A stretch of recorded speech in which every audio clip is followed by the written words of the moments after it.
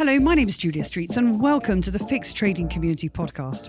This episode is recorded at the Fix Trading Community's Fix EMEA London Trading Conference held at Old Billingsgate in London today on the 14th of March 2019. Now in its 11th year, the full-day event was attended by nearly 1,000 people and covered the most pressing issues facing the institutional trading community. It provides a neutral platform for buy-side, sell-side, exchanges, vendors and regulators, all to share their ideas on how the community can continue to collaborate. And I'm delighted to say that I'm joined by three guests, each well known within the fixed trading community: Rebecca Healy, Ina Sonich-Bright, and Maria Netley. Rebecca is the head of EMEA Market Structure and Strategy at Liquidnet and the co-chair of Fixed Trading Community's EMEA Regional Committee. And she is widely known as a leading voice on market structure, regulatory reform and financial services technology. Rebecca, welcome to the show. Thank you. Ina Sonich-Bright has a background in electronic engineering and computer science, and she's now a Director of Global Execution Services and Head of Product Management at Credit Suisse. And she's also a co-chair for the Fixed Trading Community MiFID II Transparency Working Group. Ina, welcome. Thank you. And Maria Netley is a consultant who works both with Rapid Addition and also with Fixed Trading Community. She's well known within the electronic trading space, having worked in the industry since its inception. And within the Fixed Trading Community, she has served as a director of fixed trading and not once, but twice as an EMEA co-chair. Maria, welcome to the show. Thank you. Fixed Trading Community has successfully held regional events around the world. This year, London, Paris, Singapore, New York, Sydney, Tokyo, Mumbai, Melbourne, Chicago, Milan, and indeed Hong Kong. And at these popular events, the industry comes together to collaborate on pressing issues such as data, cryptocurrencies and post-trade, to name but a few. And each of the Fixed Trading Community working groups have been more active than ever. It is no surprise, of course, that one of the leading topics on everyone's mind has been, without doubt, Brexit. To comment on the details of Brexit on a day like today would simply be foolhardy. However, we are interested in exploring what the industry is thinking about at these times of uncertainty. So let me turn to the panel. And Ina, I'm going to come to you first of all. Your thoughts around the community and what it's thinking about with regard to Brexit. Thank you, Julie. Well, first of all, I would like to start with saying that fixed trading community is wonderfully diverse and has members across buy-side, sell-side, vendor community, as well as market operators. Also, we cover technical issues, but we are not only a technical protocol governance organization. We work on published practical guidelines that affect multiple areas of trading, what trading community is struggling with. As today's conference demonstrated, we also maintain very close collaboration with other industry bodies like AFME, IA, ISDA, as well as national regulators. So what it means, so diverse community also means diverse problems. As a result, for Brexit specifically, we focus mostly in practical terms on the gaps that other industry associations potentially didn't address, or if there is a need for community to agree on a specific certain behaviors. For example, while the likes of IA and AFME will focus on situation around equivalency, shares trading obligations, and firms' readiness around Brexit preparations. Could be clients repapering, EU entities setups, shifts in market membership to the new entities. On our fixed Brexit working group, which I co-chair with Anthony Kirby, topics that were highlighted a few weeks back that were all around things like reference data, trade and transaction reporting, changes to transparency calculations. In fact, the majority of the Brexit points that we are addressing right now relate to implementation of the latest, biggest in history regulatory initiative that was rolled out in Europe just last year, MiFID II. So to the extent most of the conversations we were having right now are how the story of these two MiFIDs will plan out, what industry have to do and how they can resolve the situation when we will receive potentially conflicting directions from regulations on both sides. Well, I think that's a really interesting point because, there are multiple scenarios. It's incredibly fluid, and clearly the work that you and Dr. Anthony Kirby have been working on with that. Let me bring in Rebecca at this point. So just building on what Irina was saying, at times when there is so much fluidity, if you like, and people are having to address multiple different scenarios, what advice do you give the community? I think it's not a question of anybody giving the community the advice. It's about actually sitting together and discussing what the potential outcomes and problems are. Because to Irina's earlier point, if you look at it in isolation, there is a risk that you won't actually understand the potential gravity of the problem.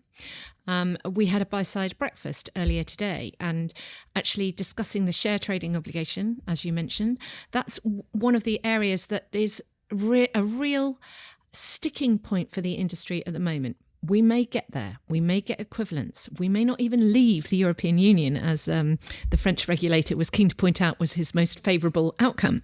But what we've got here are trying to understand what exactly the problem is, or the potential problem could be, and then what can FIX do to potentially limit the negative impact of that potential problem, or even potentially find a solution. So if we're looking at the share trading obligation, it was trying to understand the conversations that we had today were very much based around, okay, how is your firm registered? In what capacity are they registered? Where are they registered? What does that registration mean in terms of your ability to trade?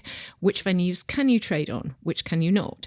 So, and again, the knock-on implications of that actually relate to transaction reporting.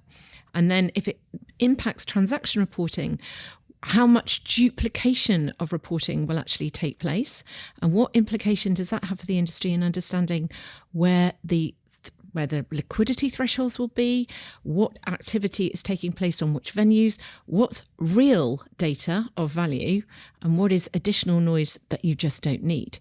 So we have a takeaway that's come out of the event today, where we're looking at the potential for, is there something that FIX can do around identifying what are UK trades versus European trades, so that we can start to understand and separate some of that area where we may potentially have duplication of MiFID II. Presumably, if you're automated and using the FIX protocol and the standards, then actually all those options are available to you. It's becoming a very interesting question, because how can you actually trade if you don't have FIX protocol? Because it's that level of automation and that level of standardization. The greater complexity that we have in global regulation, the easier it is to actually get something wrong. So by having things correctly mapped and correctly tagged, then that's how you can make sure that you're getting the right data to the right place in order to make the right sort of regulatory transparency or the reporting obligations. And that really comes back to the earlier point that we were discussing about, unless you're having that collaborative discussion, you don't actually know if you are getting the right information to the right person to make the right regulatory. And there have been a lot of conversations going on. I mean, there have been lots of calls with people attending them, and people are, sitting in on calls. I suppose one of my questions is, to what degree is the industry being actively involved in that engagement? Maria? The industry is actively engaged. However, what we need to say is that this is a volunteer organisation, and as such, it works brilliantly, but more people need to get involved. For example, we had a meeting on Brexit last week. We must have had 40 people on the call, but only about 3 or 4 actually put forward their thoughts. There must have been people on that call with questions, and we really need to encourage them to speak up. It's the old thing, there's no such thing as a stupid question. And if you don't ask, you don't get. If we don't get the information being fed into us as an organisation, we can't really plan and work out what it is we should be addressing. And that's to the point I made earlier about the diversity of the membership, but also the complexity and fluidity in play as well. So I guess one call out to any listener listening to the show is get involved, but also speak up and bring those questions forward as well. But one of the things that I particularly think about is, as we sit here in London and talking about a European landscape, but this is a global question. Thinking about the global implications, the global reach, if you like, and nobody's working in isolation as well. And one of the sessions today was about research unbundling. Rebecca, share some thoughts on that. Well, yes, that was a panel that I moderated, and it's been an interesting debate that has gone back and forth. Will research unbundling go global? And it's almost, we're missing the point here in that research, the consumption, the production of research is changing, has to change because of wider changes within the sort of the buy side and sell side relationship, as alongside the regulation. The challenge for the buy side is how do you operate what you need to do in the European jurisdiction and replicate it across all jurisdictions, or conversely, how do you separate it? And again, this goes back to the more you automate, the easier it is to make sure that you do the right thing in the right location, but also it's simplicity of workflow. And so the comment that came out from the panel discussion today was really, you're just naturally gravitating to replicating this out on a global scale just for simplicity and ease of use, so you can manage the process and almost working to a higher standard. And that has a knock-on effect just in terms of the conversations that people are having. We don't operate in isolation, we operate in a global community, and that has a knock-on effects. And Maria, I was talking about all the different events that have taken place this year. I mean, this is a global community as well, exactly as Rebecca was saying. Thoughts about what the FIX community is doing, and how is that world interacting? FIX is a global organisation, and as such, we have a number of initiatives that are fairly local. But even some of the initiatives that you might think are local, they have huge impact and interest to our community around the world. So again, I'll come back to Brexit. We had on the call representatives from both Asia and the US, because they are using the information that we can pull together to plan their own global reach. And so it's really interesting that as a community, we must keep working together to ensure that even in Europe, that we are aware of the initiatives that are happening in the States. Because again, even for our very small member firms, there may be something that will impact them, even though it's not directly, but it may impact them indirectly. So it's really important that we maintain that global community. And coming back to the point that Rebecca was making earlier about, research and unbundling, and actually how research is paid for. Some firms are looking at this on a global scale. But if you look at then the other end of the trading workflow, if you want to call it that, or life cycle, is of course the execution venues and execution venue transparency as well. So, absolutely. And I absolutely agree with Maria. Also, we're trying to keep changes encapsulated to European FIX groups. What actually happening is that inadvertently we do have impact on a global organization. And Commission unbundling is one of the greatest examples of how it's happening. For example, if we talk about execution venue group, the initiative for execution venue transparency actually been kicked off out of US buy-side trading group, working group and FIX community. But because of the MiFID, certain changes we have to add to the practical guidance required assistance from US counterparts to agree with the changes to implementation. We also shouldn't forget that we cater, this organization has a lot of vendors as a members, and global vendors who serve UK and European counterparties suddenly now have to keep separate budgets for the European regulatory initiatives, something that in the past wouldn't be, for example, even thought about. So they need to make changes for reference data, trade reporting and transaction reporting arrangement. I think there's some key themes that are coming out here. It doesn't matter whether you are being led by your clients, whether it's being led by the regulators. Actually, as the industry embraces more data and technology, the more that we need increased standardization, and otherwise the data becomes meaningless noise. And I think as we see the industry continually evolve towards the greater use of data, I mean, one of the panel discussions that we closed with today was the future of the asset management industry. It's very clear that the asset management industry has to change and has to evolve if it is to survive. And in doing so, it needs to embrace more technology and more data. And that in itself will lead to the demand for more FIX integration. And that is obviously something that will happen on a global scale. And I know that that's some of the things that the FIX trading community are really sort of thinking about at the moment. And to that point about data, about the standardization and the cleanliness of the data, Irina, I know you've been thinking about innovation and what the industry should be thinking about in terms of innovation. Share some thoughts there. Yeah, so my thoughts in general is that also with reasons for technical innovation and development that FinTech is doing, we had a gentleman from Google on a panel, on our last panel.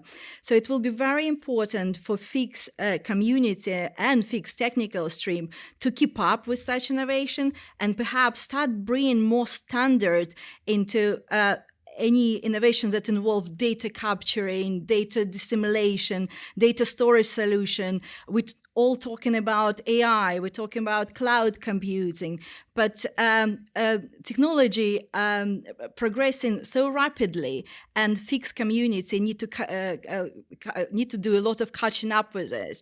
And we already were saying that financial community already competing with the likes of Google and Amazon. So we need to bring Google and Amazon techniques, including development techniques like microservices, for example. So we don't have to limit ourselves only with a fixed tags and a protocol. We can start designing microservices which can deliver something to our members as well. Going back to the panel that we had earlier today, one of the interesting points that was raised was the fact that there were 30 years of data consumed in 16 minutes. Very clearly, the financial services industry is embracing technology and the consumption of data yet on that scale.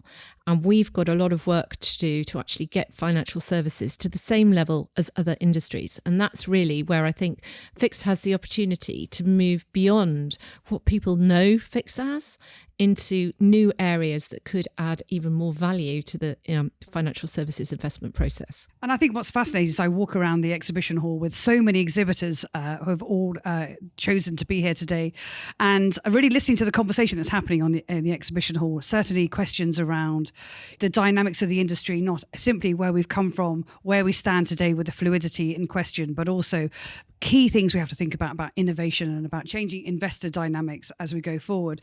So Maria, let me bring you in here. I mean, you're thinking very much about key initiatives for this year. Tell us what the fixed trading community is doing. Well, in addition to the working groups, which are the core of everything we do within FIX, and we're looking at some initiatives to sit around the side to sort of support and create more effective working groups. So we've introduced a working group secretariat. So everyone who works on FIX has to do this within a day job. And so the secretariat is to provide support and do some of the legwork that is so difficult to make things move quickly. We're also today have started an initiative called FIX Next Generation.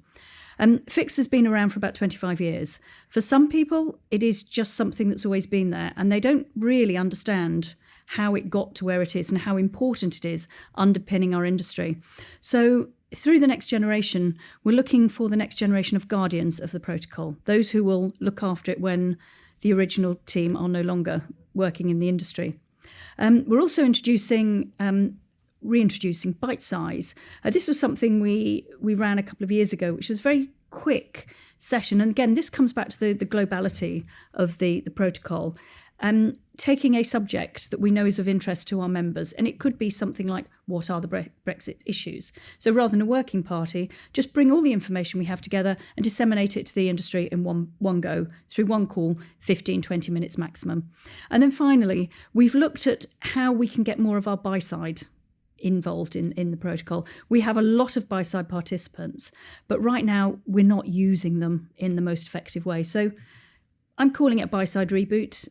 So hopefully we will see a lot more buy-side participation in our working groups over the next 4 to 6 months.